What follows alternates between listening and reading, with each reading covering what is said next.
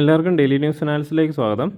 അപ്പോൾ ഇപ്രാവശ്യത്തെ ഡെയിലി ന്യൂസിൽ നമ്മൾ നോക്കാൻ പോകുന്ന ടോപ്പിക്സ് ഇതൊക്കെയാണ്. First, government opens portal for internships to bridge skill set gap.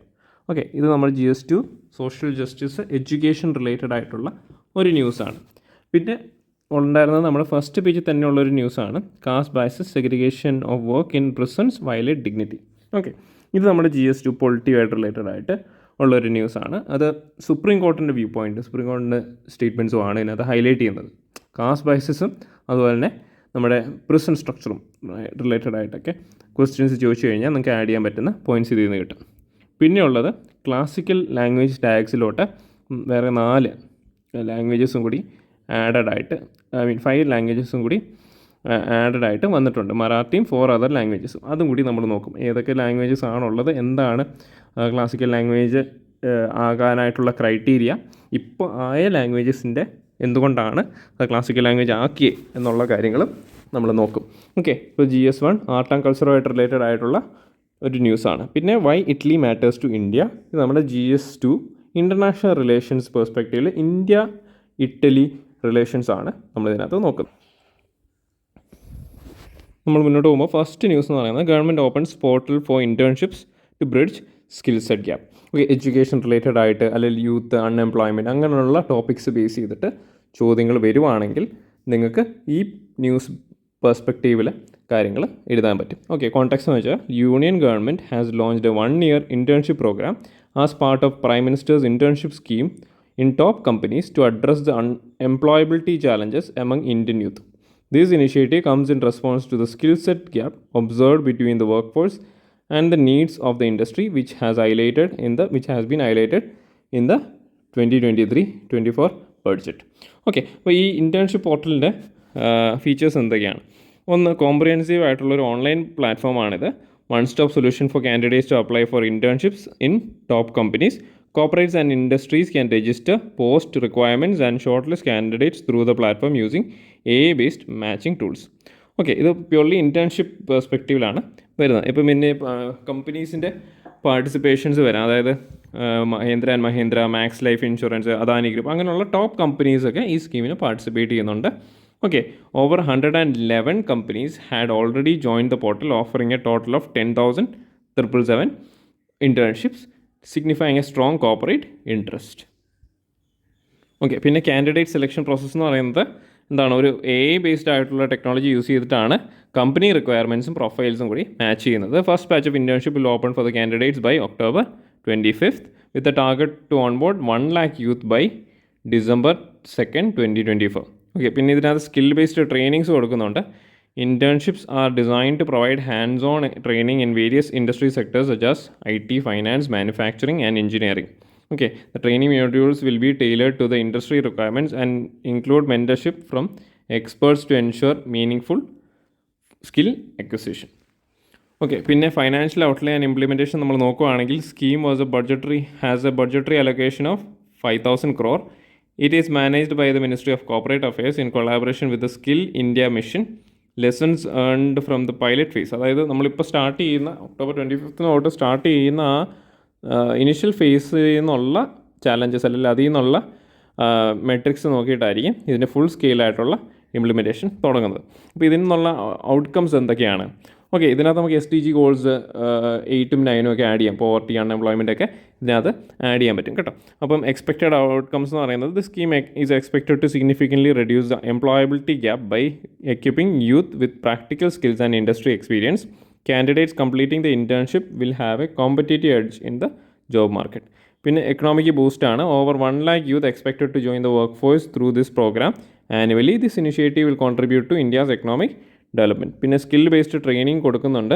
ഇപ്പം ബ്രെയിൻ ഡ്രെയിൻ അല്ലെങ്കിൽ യൂത്ത് ബെറ്റർ പൊസിഷനായിട്ടുള്ള പുറത്തോട്ടൊക്കെ പോകുന്നതൊക്കെ ഒഴിവാക്കാനായിട്ട് സാധിക്കും. ഡൊമസ്റ്റിക് എംപ്ലോയ്മെൻറ്റ് ജനറേറ്റ് ചെയ്യാനായിട്ട് പറ്റും.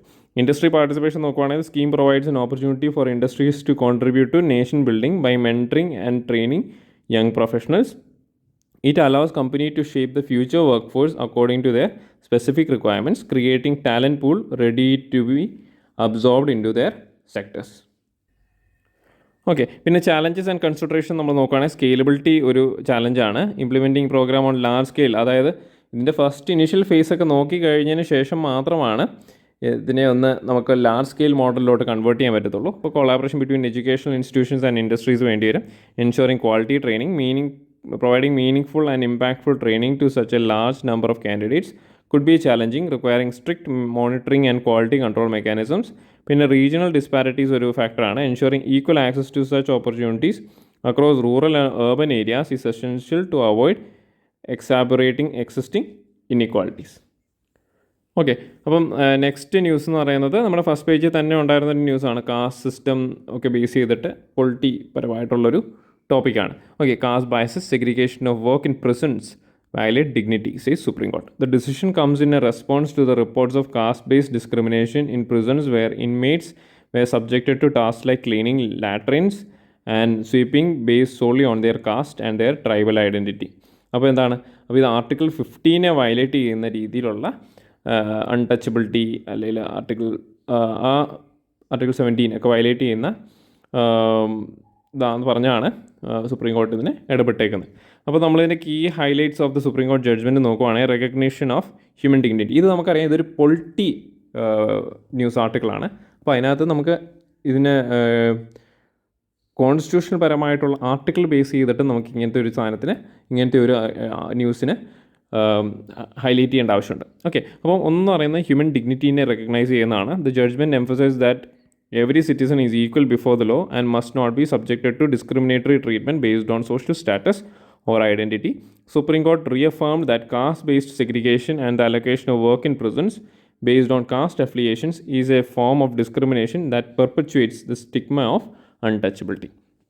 Okay, പിന്നെ directive to revise prison manuals. The court ordered states and union territories to revise their prison manuals within 3 months to remove any discriminatory provisions. Specific reference of caste columns, terms like habitual offenders, particularly in relation to denotified tribes, should be deleted. Okay, അപ്പോൾ പിന്നെ constitution പ്രിൻസിപ്പിൾസിൻ്റെ alignment നമ്മൾ നോക്കുകയാണെങ്കിൽ chief ജസ്റ്റിസിൻ്റെ ruling link to the issue to article 15(2) the Indian Constitution, which prohibits discrimination against any citizen by the state. Any caste-based distinction in assigning duties to prisoners violates their right to equality and dignity. Okay, അപ്പോൾ ഇതിനകത്ത് പല ആർട്ടിക്കിളുണ്ട്, 14, 15, അതുപോലെ തന്നെ 17 എല്ലാം നിങ്ങൾക്ക് highlight ചെയ്യാം.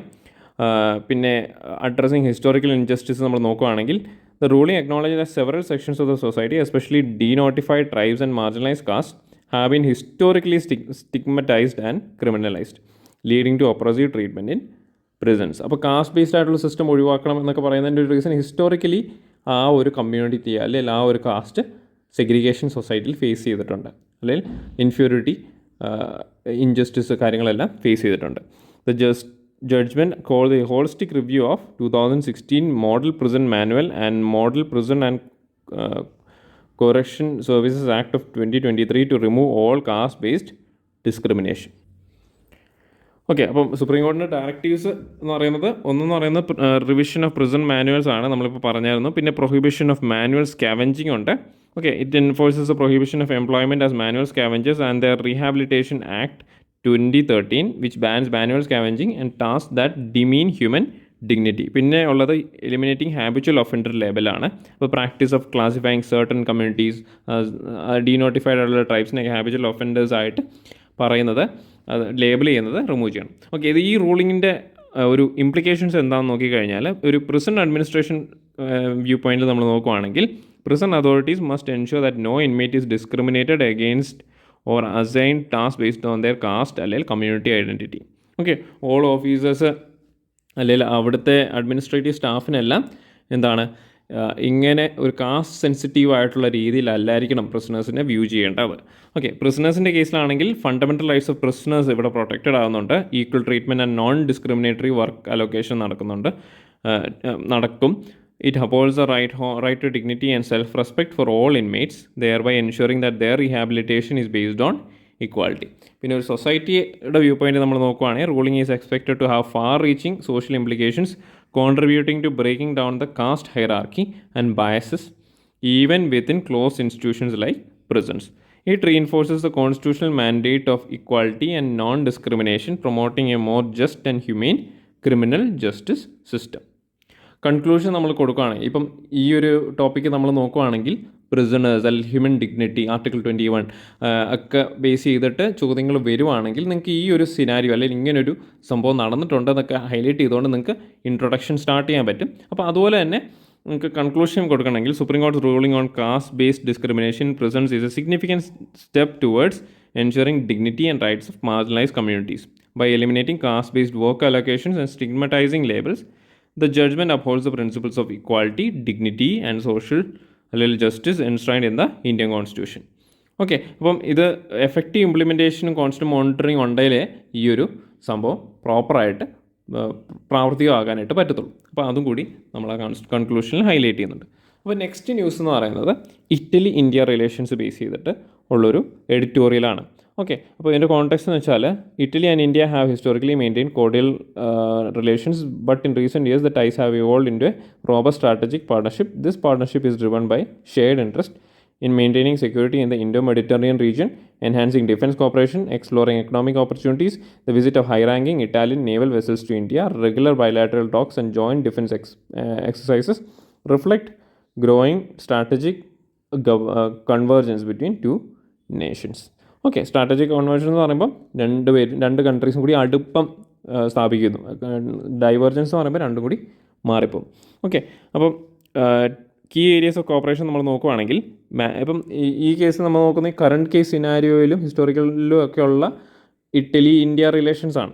Okay, അപ്പോൾ key areas of cooperation എന്ന് പറയുന്നത് മാരിടൈം സെക്യൂരിറ്റി ആൻഡ് ഡിഫൻസ് കൊളാബറേഷനിൽ India has enhanced its naval presence in India, joining Information Fusion Center in March 2023 to strengthen maritime security. പിന്നെ Indian naval vessels like ITS Francesco Morosini and ITS Alipino have visited India to participate in joint exercises. പിന്നെ Italian aircraft carrier group is currently stationed in Goa, highlighting Italy's commitment to regional security. Italy's focus on enhancing defense cooperation is also evident through the Italy-India Defense Cooperation Agreement signed in October 2023, which sets the framework for long-term collaboration. പിന്നെ economic and technological investments നമ്മൾ നോക്കുകയാണെങ്കിൽ Italy is a significant partner in sectors such as industrial cooperation, logistics and infrastructure. അപ്പോൾ ഇതൊക്കെ നമുക്ക് ഒരു country base ചെയ്തിട്ട് എഴുതുമ്പോൾ common ആയിട്ട് എഴുതാൻ പറ്റുന്ന ടോപ്പിക്സുകളാണ്. പിന്നെ നമ്മൾ നോക്കേണ്ടത് മെയ്റ്റി പ്ലാൻ ആണ്. Mattei plan aims to boost Italian investments across Africa with a focus on infrastructure, energy and logistics, benefiting the broader Indo-Mediterranean region. Italy's private sector, including companies like Fincantieri and Leonardo, is deeply involved in defense manufacturing in India, contributing to Make in India initiatives. Okay, പിന്നെ നമ്മൾ ഇൻഡസ്ട്രിയിൽ നോക്കി, economical ആയിട്ടും maritime security base ചെയ്ത് നോക്കി. ഇനിയുള്ളത് digital and industrial കോപ്പറേഷനാണ്. Italy's commitment to digital infrastructure is reflected in projects like Blue Raman submarine cable which will connect Genoa and with Mumbai, promoting digital connectivity. Italian firms like Beretta, Leonardo, അപ്പം അങ്ങനെയുള്ള കൺട്രീസൊക്കെ defence പ്രൊഡക്ഷനിലും പാർട്ടാണ്. പിന്നെ people to people അല്ലെങ്കിൽ cultural exchanges നമ്മൾ നോക്കുവാണെങ്കിൽ Italy has been an active participant in people to people exchanges through education collaborations like art, fashion, culinary events-ലൊക്കെ നമ്മൾ partake ചെയ്തിട്ടുണ്ട്. Italian village, an annual event in Mumbai, showcases Italy's rich cultural heritage, strengthening the people to people bond. Okay, അപ്പം നിങ്ങളിപ്പം ഒരു IFS ഓഫീസറൊക്കെ ആയിട്ട് Italian ambassador അങ്ങനെയുള്ള ഓഫീസിലൊക്കെ പോവുകയാണെങ്കിൽ, Indian office in ഇറ്റലിയൊക്കെ പോവുകയാണെങ്കിൽ ഇങ്ങനെയുള്ള കൾച്ചറൽ ഇവൻറ്റ്സ് ഒക്കെ വരും. അപ്പം it's mandatory that you need to know India Italy റിലേഷൻസിൽ അല്ലെങ്കിൽ കൾച്ചറൽ റിലേഷൻസ് എന്തൊക്കെയാണ് എന്നൊക്കെ അറിയണം. അങ്ങനെയാണ് ഈ കൾച്ചറൽ റിലേഷൻസ് വരുമ്പോൾ മാത്രമാണ് നമുക്ക് പീപ്പിൾ ടു പീപ്പിൾ കണക്ഷൻസ് കൊണ്ടുവരാൻ പറ്റത്തുള്ളൂ. ഓക്കെ, അപ്പം ഇനിയുള്ളത് strategic significance of India, of Italy for India ആണ്. Indo-Mediterranean security ആണ്. Italy is a key player in maintaining security in the Indo-Mediterranean region, ensuring safeguard routes and combating piracy and conflicts in the Red Sea, Gulf and the Indian Ocean. Italian naval contributions to the European Union Naval Force have helped stabilize conflict-prone waters, making Italy a reliable partner for India's maritime strategy. പിന്നെ ഒരു gateway to European union ആണ്. Italy's strategic location in Europe makes it a gateway for Indian companies looking to expand it into the European market. Okay, Italy's support for India's inclusion in the European Union's economic frameworks highlight its role in bridge between India and European Union. അപ്പോൾ European Union എന്ന് പറയുന്ന ഒരു ഓർഗനൈസേഷനായിട്ട് ഒരു international ബോഡിയുമായിട്ടുള്ള relations വരുമ്പോൾ you can highlight how Italy plays its part. Okay, defence പാർട്ട്ണറിൻ്റെ കേസിലാണെങ്കിലും നമ്മൾ ഓൾറെഡി ഡിസ്കസ് ചെയ്തു. മാരിടൈം സെക്യൂരിറ്റി ആണെങ്കിലും അവിടെ എല്ലാം ഇറ്റാലിയൻ പ്രൈവറ്റ് കമ്പനീസ് ഇൻഫ്രാസ്ട്രക്ചർ അല്ലെങ്കിൽ ഇൻവെസ്റ്റ്മെൻറ്റ് ഇന്ത്യയിൽ നല്ലപോലെ ഉണ്ട്. ഓക്കെ, പിന്നെ നമ്മൾ നോക്കുന്ന ചാലഞ്ചസ് ആൻഡ് ഫ്യൂച്ചർ പ്രോസ്പെക്ട്സ് ആണ്. Geo political realignments as global powers realign their strategies maintaining a balanced relationship between both European and Indo Pacific partners will be crucial for India. പിന്നെ Italy's involvement in regional issues like conflict in Gaza or Russia's aggression of Ukraine may require careful diplomatic navigation. Okay, അതൊന്നും നമുക്ക് അവരുമായിട്ടുള്ളൊരു ബന്ധത്തെ ബാധിക്കാൻ പാടില്ല. പിന്നെ enhancing trade and investment നോക്കുകയാണെങ്കിൽ while bilateral trade has increase there is potential four deeper economic engagement in sectors like renewable energy, agritech, digital technology. Okay, in initiatives like the Indo-Middle East Europe Economic Corridor present new opportunities for collaborative infrastructure projects. പിന്നെ multilateral ties strengthen ചെയ്യാനുണ്ട്. Italy's support for India's inclusion in global platforms such as G20, European Union will be vital in enhancing India's voice in international decision-making forums. Expanding operations through multilateral initiatives will further solidify the strategic partnership. Okay, അപ്പോൾ next news എന്ന് പറയുന്നത് നമ്മളിപ്പം Italy India relations ഒക്കെയാണ് നോക്കിയത്. ഇനിയുള്ളത് Marathi language along with other languages included in the classical language status ആണ്. അപ്പം context എന്ന് വെച്ചാൽ in a significant move union cabinet has accorded classical language status to Marathi, Bengali, Asami, Pali and Prakrit. Okay, ആ 5 ലാംഗ്വേജസിനും കൂടി ക്ലാസിക്കൽ ലാംഗ്വേജ് സ്റ്റാറ്റസ് കൊടുക്കുന്നുണ്ട്. This decisions fulfils long pending demands and acknowledges the rich linguistic heritage of these languages. The conferment comes just ahead of the crucial assembly elections. അതുപോലെ തന്നെ ദുർഗാ പൂജയുടെ celebrations ഒക്കെ വരുന്നതിന് മുമ്പ് ഒരു പൊളിറ്റിക്കൽ സിഗ്നിഫിക്കൻസ് ഇതിന് കൊടുക്കുന്നുണ്ട്. അപ്പം അൺടിൽ നൗ ഇന്ത്യയിൽ 6 ക്ലാസിക്കൽ ലാംഗ്വേജസ് ആണുള്ളത്. ഒന്ന് തമിഴ്, സാൻസ്ക്രിത്, തെലുങ്കു, മലയാളം, കന്നഡ ആൻഡ് ഒഡിയയാണ്. ഓക്കെ, അപ്പോൾ അതിൻ്റെ കൂട്ടത്തിൽ ഈ 5 ലാംഗ്വേജസും കൂടി വരും. ഓക്കെ, അപ്പോൾ ഈ ക്ലാസിക്കൽ ലാംഗ്വേജ് എന്ന കൺസെപ്റ്റ് എന്താണ്? അപ്പോൾ the government of India establish classical language category in 2004, recognise languages with rich historical അല്ലെങ്കിൽ ലിറ്റററി അല്ലെങ്കിൽ കൾച്ചറൽ സിഗ്നിഫിക്കൻസ് ഉള്ള ലാംഗ്വേജസിൻ്റെ റെക്കഗ്നേഷൻ കൊടുക്കാനായിട്ടാണ് അത് ഉണ്ടാക്കിയേക്കുന്നത്. അപ്പം ഒരു ക്ലാസിക്കൽ ലാംഗ്വേജ് സ്റ്റാറ്റസിനുള്ള ക്രൈറ്റീരിയ എന്താണ്? High antiquity of early text, പിന്നെ recorded history spanning between 1500 to 2000 years, possession of ancient literature text considered a valuable heritage by generations, presence of an original literary tradition not borrowed from other languages. The classical language and its literature should be distinct from its modern form or offshoots. Okay, benefits of being declared a classical language എന്താണ്? ഒന്ന്, research and scholarship ആണ്. Classical financial assistance for establishing A centre of excellence for the study of the language. 2 major awards four scholars അല്ലെങ്കിൽ professional chairs കൊണ്ടുവരിക യൂണിവേഴ്സിറ്റീസിലും central യൂണിവേഴ്സിറ്റീസിലൊക്കെ. പിന്നെ preservation and promotion, ഈ ലാംഗ്വേജിൻ്റെ അല്ലെങ്കിൽ cultural heritage digital archive ആക്കാനും അതുപോലെ തന്നെ സ്കോളറി റിസർച്ചിനും ഒക്കെ ആയിട്ട് യൂസ് ചെയ്യുക. അതിൻ്റെ പ്രിസർവേഷൻ അതിലൂടെ നടക്കുന്നുണ്ട്. ഇപ്പോൾ റീസെൻറ്റ് ഡെവലപ്മെൻറ്റ്സ് നമ്മൾ നോക്കുകയാണെങ്കിൽ union culture ministry has decide to revise the criteria for classical language status based on recommendations from linguistic expert committee. The new criteria aim to provide clarity and ensure that deserving languages are recognized to their historical and cultural value. Okay, അപ്പോൾ other languages ആക്കണം എന്ന് പറയുന്നുണ്ട്. പാലി already ആയി. തുലു അതുപോലെ തന്നെ പേർഷ്യനൊക്കെ ഇതിനകത്ത് add ചെയ്യണമെന്ന് ഡിമാൻഡുകൾ ഉണ്ട്. പിന്നെ നമ്മൾ ഈ റീസെൻ്റ്ലി അപ്രൂവ്ഡ് ആയിട്ടുള്ള ലാംഗ്വേജസിൻ്റെ അനാലിസിസ് നമ്മൾ നോക്കുവാണെങ്കിൽ മറാഠി നോക്കുവാണെങ്കിൽ antiquity and heritage Marathi Roots can be traced back to over 2000 years and it is rich in literary tradition and spanning several centuries. ഇതിൻ്റെ പ്രോമിനൻറ്റ് വർക്ക്സ് നോക്കുവാണെങ്കിൽ Dnyaneshwari and Tukaram's abhang okay form a integral part of Marathi literature. അപ്പോൾ ഇത് important ആണ് prelims പെർസ്പെക്റ്റീവിൽ. ധാനേശ്വരി ഒരു classical work in മറാത്തിയാണ്. തുക്കാറാമിൻ്റെ അഭംഗ ഒക്കെ മറാഠി ലിറ്ററേച്ചറിൻ്റെ പാർട്ടാണ്. ഓക്കെ, ബംഗാളി ലിറ്ററേച്ചർ അല്ലെങ്കിൽ ബംഗാളി ലാംഗ്വേജ് നമ്മൾ നോക്കുകയാണെങ്കിൽ originates in the early 10th century AD with evidence of written script from 3rd to 4th BCE ആണ്. Unique contributions work of Rabindranath Tagore and Bankim Chandra Chatterjee have inspired generations and established Bengali as a distinct cultural identity. പിന്നെ third language ആണ് Assamese. Significance എന്ന് പറയുന്നത് a rich oral and literary tradition with text like Charyapada dating back to the early medieval period. പിന്നെ cultural impact നോക്കുവാണെങ്കിൽ Assamese literature and culture have contributed significantly to India's north eastern heritage. Okay, Pali language നമ്മൾ നോക്കുവാണെങ്കിൽ language associated with early Buddhist scriptures ആണ്. നമുക്കറിയാം, നമ്മൾ Buddhism ഒക്കെ പഠിക്കുമ്പോഴേക്കും പാലി സ്ക്രിപ്റ്റിലാണ് ആദ്യത്തെ Buddhist സ്ക്രിപ്റ്റേഴ്സൊക്കെ എഴുതിയിരുന്നത്. ഓക്കെ, പിന്നെ efforts to revive and preserve Pali as a classical language will help preserve India's Buddhist heritage. പിന്നെ പ്രാകൃത് നമ്മൾ നോക്കുകയാണെങ്കിൽ Prakrit is widely used in ancient and medieval India including inscriptions of emperor Ashoka. അപ്പോൾ ഇത് ബേസ് ചെയ്തിട്ട് നമുക്ക് മോഡൽ ക്വസ്റ്റ്യൻസും പ്രിലിംസ് ക്വസ്റ്റ്യൻസൊക്കെ വന്നിട്ടുണ്ട്. ഓക്കെ, അശോകയുടെ ഇൻസ്ക്രിപ്ഷൻസിലൊക്കെ ഉള്ള ലാംഗ്വേജ് ഏതാണെന്നൊക്കെ ചോദിച്ചത്. Okay, distinct literary tradition it played a pivotal role in the evolution of modern Indian languages. പിന്നെ കോൺസ്റ്റിറ്റ്യൂഷണൽ പ്രൊവിഷൻസ് റിലേറ്റഡ് ടു ലാംഗ്വേജും കൂടി നിങ്ങൾ അറിഞ്ഞിരിക്കുക. ഒന്ന് 8th ഷെഡ്യൂളാണ്.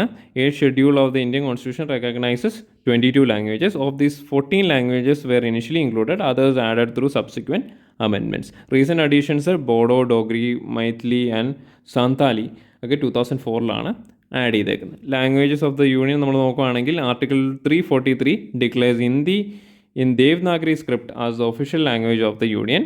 Article 351 union has a duty to promote spread of Hindi for the enrichment of India's linguistic heritage. പിന്നെ special provisions for linguistic minorities നമ്മൾ നോക്കുകയാണ്. Article 29 ആണ്. Protects the right of citizens to preserve distinct languages and script. Article 350A നോക്കുകയാണെങ്കിൽ direct states to provide education in the mother tongue to children belonging to the linguistic minorities. പിന്നെ article 350B establish a special officer for linguistic minorities. Okay, അപ്പം ഇത് നമ്മൾ ഒരു conclusion കൊടുക്കുകയാണെങ്കിൽ ഇങ്ങനൊരു inclusion of Marathi, Bengali, Asami, Pali and Prakrit in the list of classical languages is a step forward in recognising India's diverse linguistic and cultural heritage.